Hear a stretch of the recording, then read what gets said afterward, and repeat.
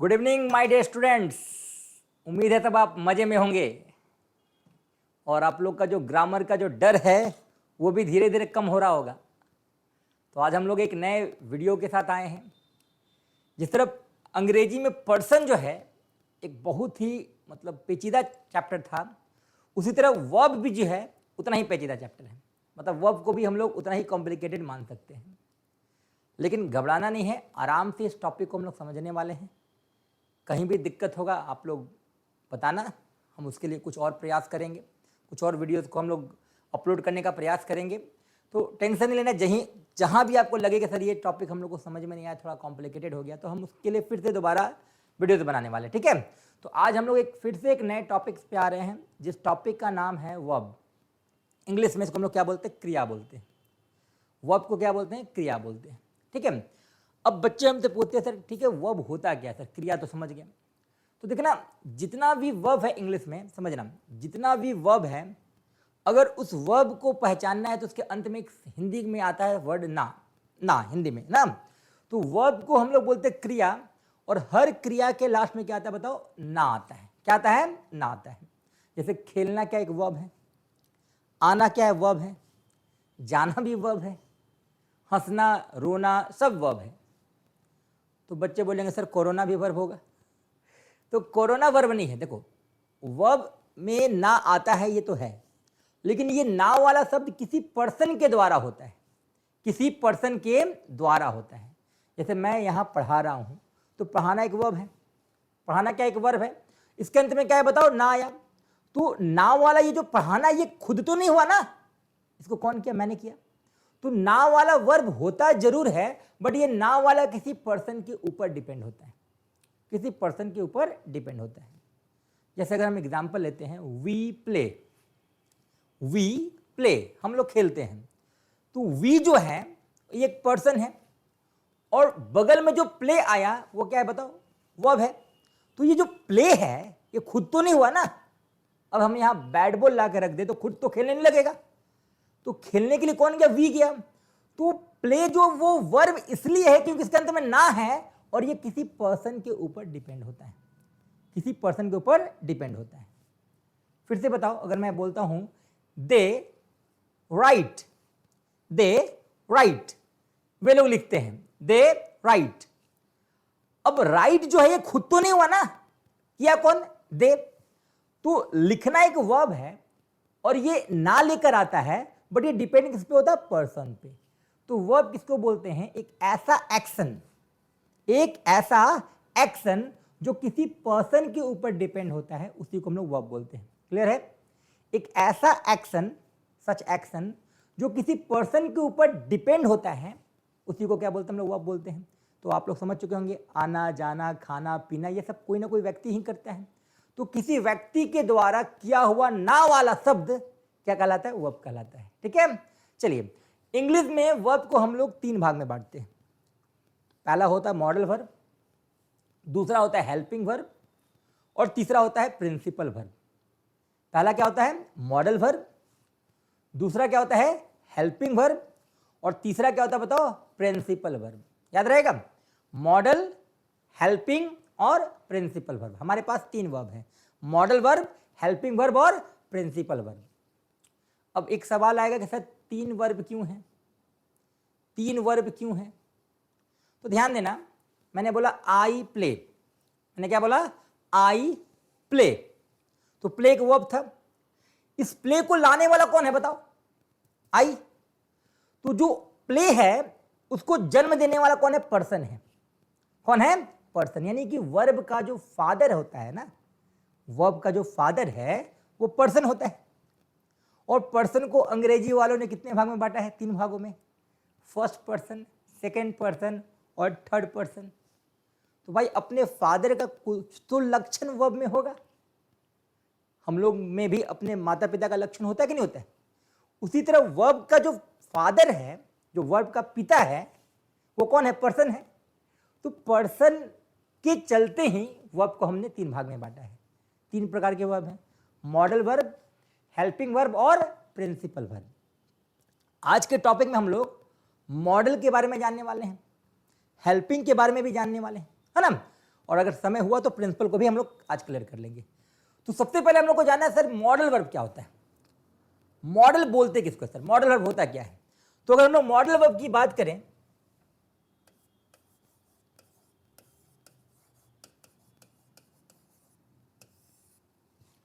तो modal verb को हिंदी में हम लोग बोलते हैं आदर्श सहायक क्रिया, आदर्श सहायक क्रिया। ये पहला वर्ब है, ठीक है, जो है मॉडल वर्ब। फर्स्ट वर्ब क्या है, मॉडल वर्ब। तो अंग्रेजी में जो मॉडल वर्ब है वो संख्या में 14 है। संख्या में कितने हैं, 14। आज हम आप लोगों को प्रयास करेंगे ये 14 आपके दिमाग में बैठ जाए। तो 14 जो मॉडल वर्ब है उसको याद करना एकदम आसान है ना, उसको हम लोग हिंदी से याद करने वाले हैं। देखो 14 मॉडल में एक हिंदी का शब्द है सकना। क्या है, सकना। तो सकना जो है उसका 4 मॉडल्स होता है। एक कैन होता है, दूसरा कुड होता है, तीसरा मे होता है और चौथा माइट होता है। फिर से बोलो, सकना जो है, सकना उसका 4 मॉडल्स हैं, कैन, कुड, मे और माइट। चारों का अलग अलग यूज होता है, चारों हम लोग पढ़ेंगे जब हम लोग का चैप्टर स्टार्ट होगा मॉडल वर्ब, उसमें पढ़ेंगे। आज हम लोगों ने वर्ब को लिया है और वर्ब के इंट्रोडक्शन में हम लोग को सिर्फ मॉडल का इंट्रोडक्शन जानना है।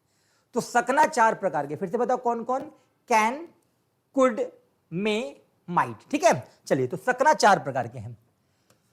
चलो मेरे साथ बताओ सकना 4 कौन कौन है, बताओ। पहला कौन, कैन, उसके बाद कौन, कुड, उसके बाद कौन, मे और उसके बाद कौन, माइट। ये 4 सकना है, कैन, कुड, मे, माइट। भूल जाओ तो याद रखना CCMM, CCMM। पहला C से कैन, दूसरा C से कुड, M से मे और दूसरा M से माइट, ठीक है। तो मॉडल वर्ब अभी हम लोग 4 लिखें जिसका हिंदी एक ही है, सकना। उसके बाद एक और आता है मॉडल चाहिए, चाहिए। इसका भी 4 इंग्लिश है, मस्ट है, शुड है, नीड है और ought to है। ought to, आउट टू नहीं पढ़ना इसको, ought to पढ़ना। तो मस्ट, शुड, नीड और ought to, इसका मतलब चाहिए होता है। मस्ट, शुड, नीड और ought to।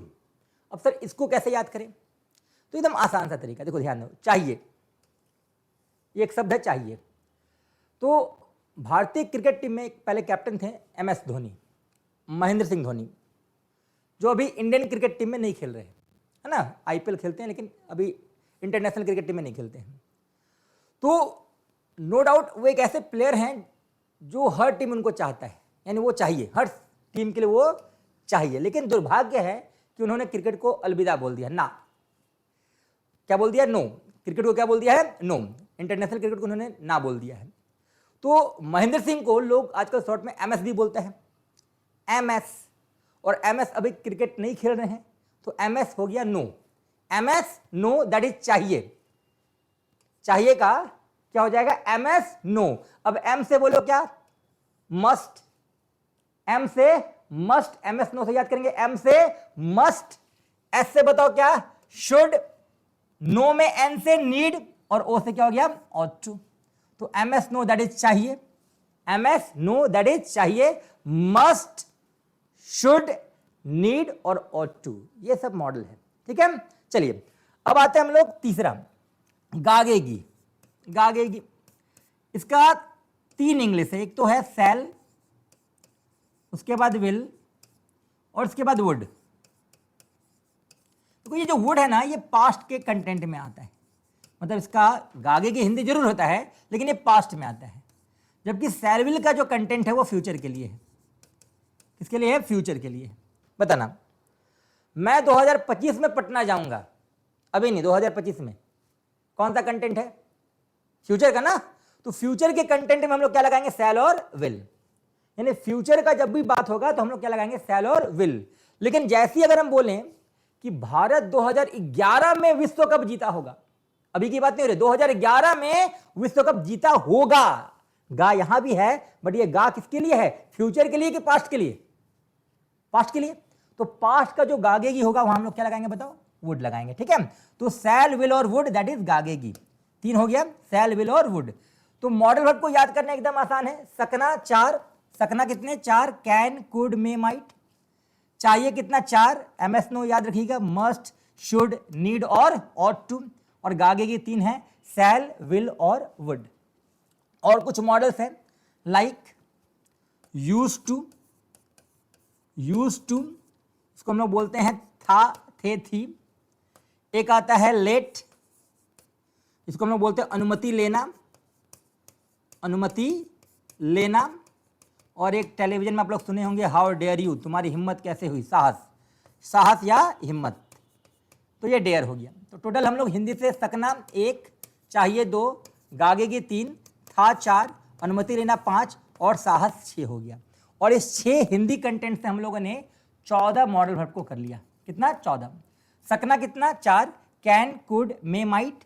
चाहिए कितने 4, मस्ट, शुड, नीड और ऑट टू। गागेगी 3, शैल, विल और वुड। थाथे थी, यूज टू। अनुमति लेना का लेट और साहस का क्या हो जाएगा डेयर। याद करना एकदम आसान है। इसका तरीका बताए थे CCMM, can, could, may, might, CCMM। इसको याद करने का तरीका है MS नो, यानी कि M से मस्ट, S से शुड, N से नीड और O से ऑट टू। उसके बाद गागेगी का क्या हो जाएगा शैल और विल, और पास्ट में अगर गागेगी होगा तो क्या हो जाएगा वुड।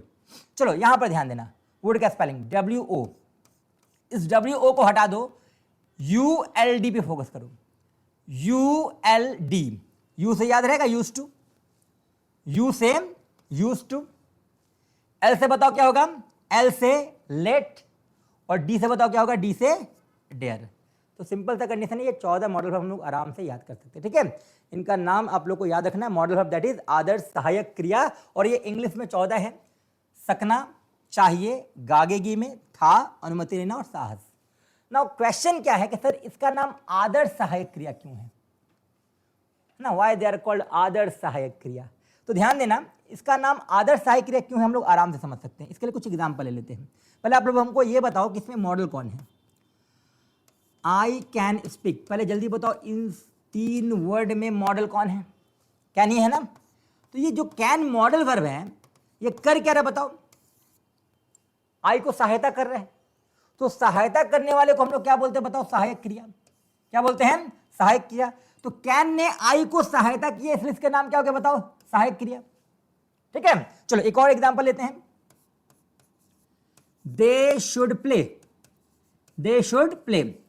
फिर से हमको बताओ इसमें मॉडल कौन है, दे तो होगा नहीं, ये तो पर्सन है, कौन है बताओ, शुड। तो ये जो मॉडल है ये कर क्या रहा है बताओ, सहायता कर रहा है पर्सन को। तो सहायता करने वाले को दुश्मन थोड़ी बोलेंगे, सहायक क्रिया ही बोलेंगे। और एक लास्ट एग्जांपल ले लेते हैं, ही विल कम। जल्दी बताओ इसमें मॉडल कौन है, कौन है, विल। और ये जो विल है ये भी सहायता किसको किया बताओ, ही को, इसलिए इसका नाम क्या है बताओ, सहायक क्रिया। आप बोलो सर ये टॉपिक को क्लियर करो ना, ये तो हम लोग समझ गए सहायक क्रिया। ये आदर्श सर क्यों नाम इसका पड़ा, तो ध्यान देना, आदर्श किसको बोलते हैं, जो इंसान अपने नीति नियम सिद्धांत को बदले ना, चेंज ना करे, उसी को हम लोग आदर्श बोलते हैं। जैसे मैं शिक्षक हूँ, मेरा काम क्या है पढ़ाना। अब मैं शराब पी के लूँ और शराब पी के पढ़ाऊँ तो अच्छा तो नहीं कहलाएगा, है ना। अब विद्यार्थी क्या है बताओ, विद्यार्थी का काम मेन है पढ़ना। अब क्लास में पढ़ते पढ़ते मारा पीटी शुरू कर दे तो क्या वो आदर्श बच्चे कहलाएंगे, नहीं ना।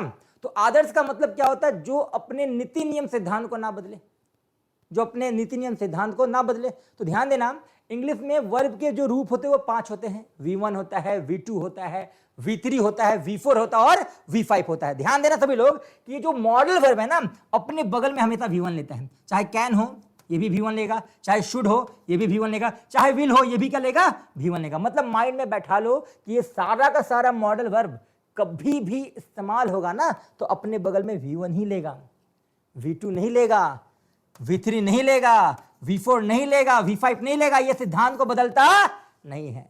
तो जो सिद्धांत को नहीं बदलता उसको हम लोग क्या बोलते हैं, आदर्श। जो सहायता करता है उसको हम लोग क्या बोलते हैं, सहायक।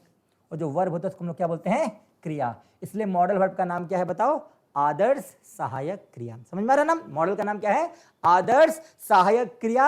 आदर्श क्यों, क्योंकि हर मॉडल अपने बगल में क्या लेगा बताओ, V1 लेगा, कभी V2 नहीं लेगा। इसलिए इसको हम लोग बोलते हैं कि ये अपने नीति नियम सिद्धांत को बदलता नहीं है, और जो नीति नियम सिद्धांत को नहीं बदलता उसको हम लोग आदर्श बोलेंगे। और इन्होंने सब्जेक्ट को सहायता किया, तो सहायता करने के चलते इसका नाम पड़ गया आदर्श सहायक क्रिया। ठीक है, तो ये मॉडल वर्ब हो गया। दूसरा क्या बताओ? दूसरा है हेल्पिंग वर्ब। दूसरा क्या है? हेल्पिंग वर्ब, जिसको हिंदी में हम लोग बोलते हैं सहायक क्रिया। सहायक क्रिया,